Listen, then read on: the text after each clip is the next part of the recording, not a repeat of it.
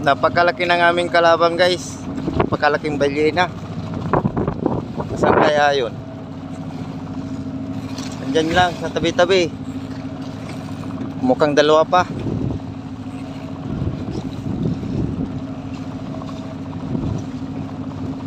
May isang bangka dito, taga Mercedes. Ganito ang mga kulay ng bangka sa Mercedes. Marinis Norte. Wala na yung malaki.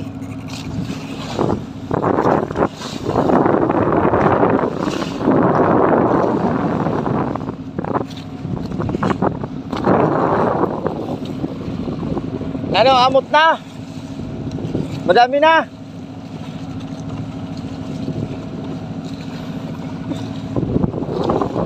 Nagbablog din sila siguro guys.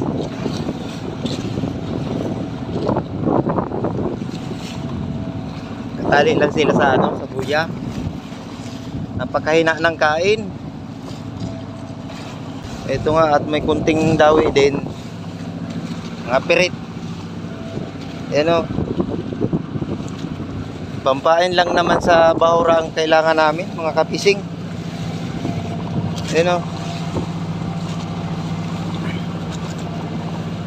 Kakaunti ang dawi. Kaninang umaga pa kami. Tapos yung aming ugog, yung aming palangri, naubos.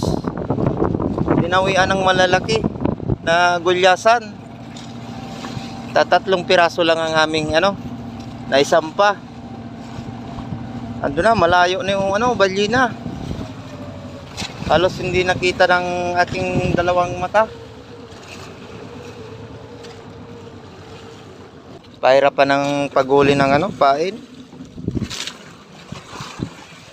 Pero mayroon naman na kami dyan sa sa storage, siguro mga nasa 15 kilos din siguro. Yung mga mga pirit na kagaya nito. Tapos yung iba, yung maliliit na dorado. Mga pirit ng dorado.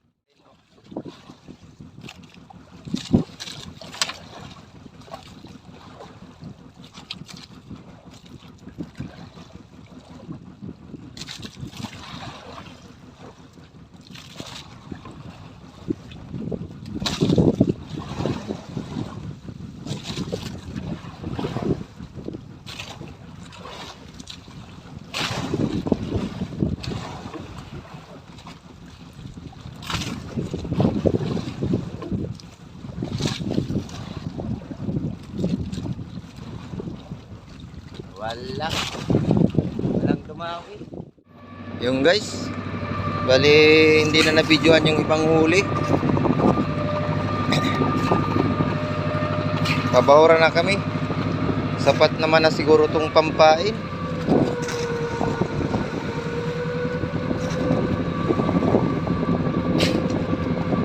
Yan yung storage namin, wala pang laman Bain lang ang laman, nasa banyera pa.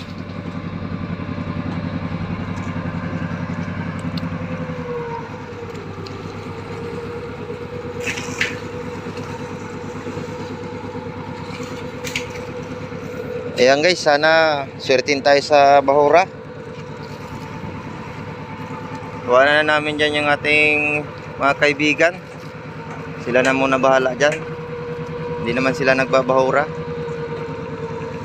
So ayan guys, sana swertihin tayo. Na si Utol. Maya na tayo mag-area guys, at ang lakas ng agos. Andayin muna natin masampa yung huli.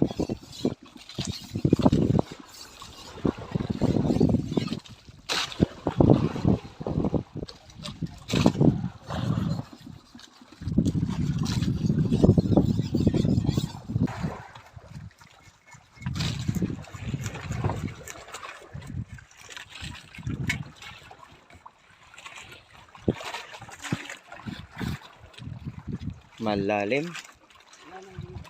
Nandito kami sa malalim na parte. 680 feet. At ayun, maagos. Kaya ang daming tansi. Ayun.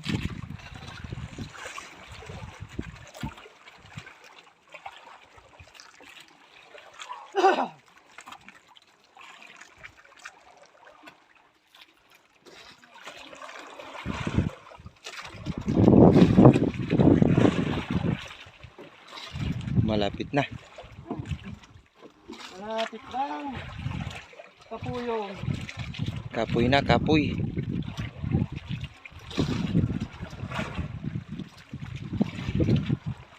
Kapoy sa sobrang lalim. Tapos yung pabigat ay 1.5 ang bigat. Inaanod pa rin. Ayun o, yung tansi papunta sa hulihan. Si paring George ano na rin, nagpe-prepare na din. 2 bakal lang kanyang pabigat. Oh, ayan na. Ayun, ang daming tulingan kawan ng tulingan sa may hulihan namin. Ayan na, malapit na.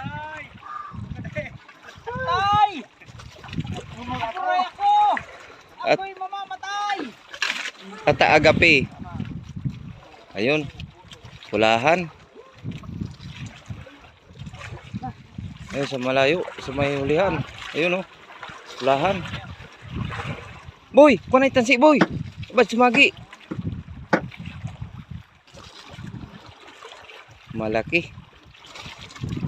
Nasa 3 kiluhan. 3 kiluhan hanggang 4 na kilo.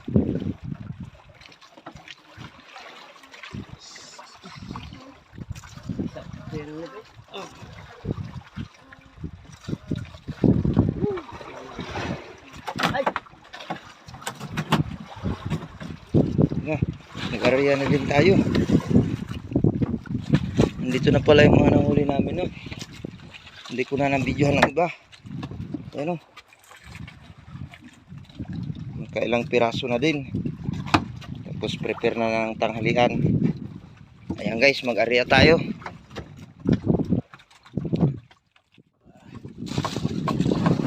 Guys.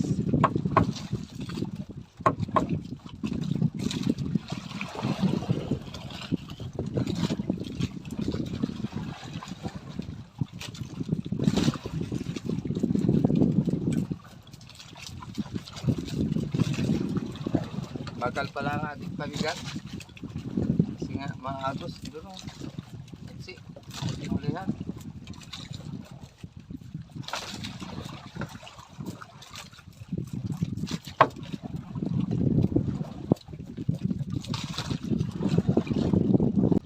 Hindi ko maramdaman yung sibat.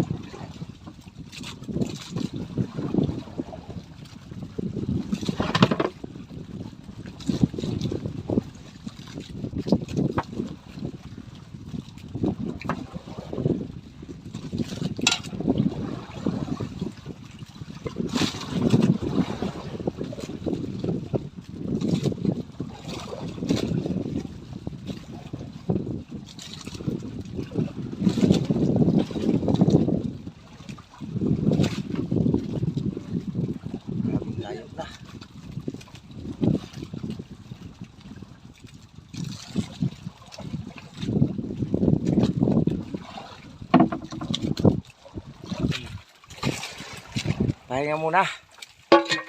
Lalo yung lakas ng agos. Ang liit ng nahuhuli ko.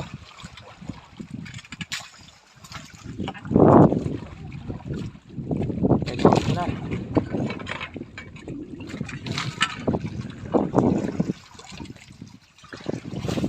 Time out muna, kapising. At ang lakas ng agos. Lalong lumakas. Ayan parang nananakbo na yung bangka namin.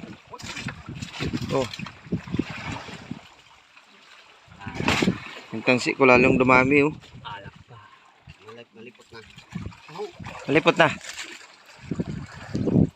Tingnan nyo yung aming pamundo. Kaya na sa may tusok na. Tusok na sa unahan. Ando sa ilalim yung pataw. Buti at nakahuli na din ng konti.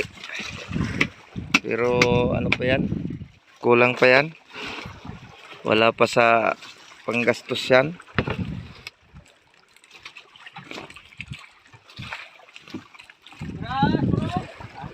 Sayang kung hindi man lang sana malakas ang agos. Tuloy-tuloy sana ang ang dawi. Grabing lakas na ng agos. Hindi na kami makapamiwas at hindi na yung kwan. Aming pabigat, inaanod na. Hindi na natungkad. Ito nga lalong dumami yung pangko, pansi. Kaya tumigil lang muna kami sa pamimiwas. Antay-antay namin kalma. Sana kumalma pa. Kaya sana tumagal din yung namin, pamundo. Para sakali kumalma pa ay makapamiwas pa kami. Maraming lakas. Kaya pahinga muna.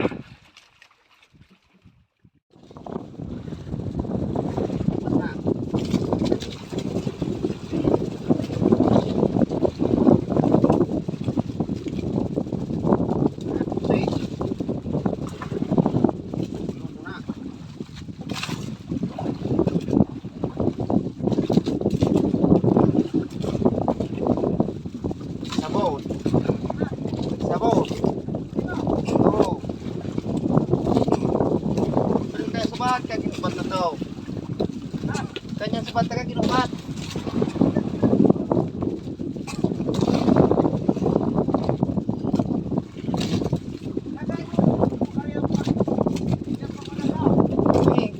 Kat to subat na ako daw ha.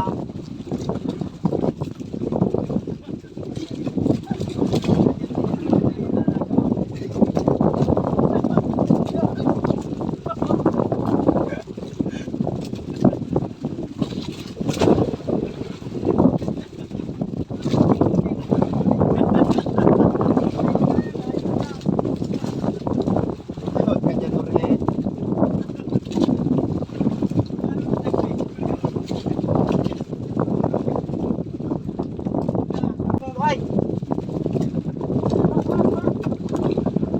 Ang subat.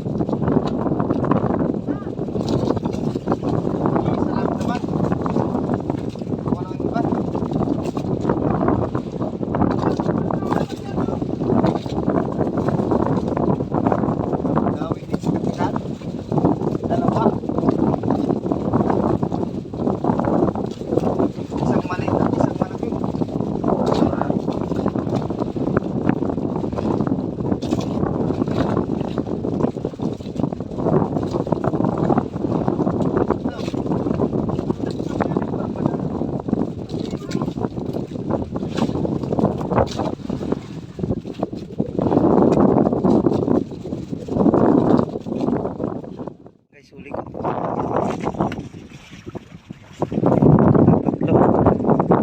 Tingnan natin yung nahuli ni Otto Linggoy sa likod. Napakalaki sulit.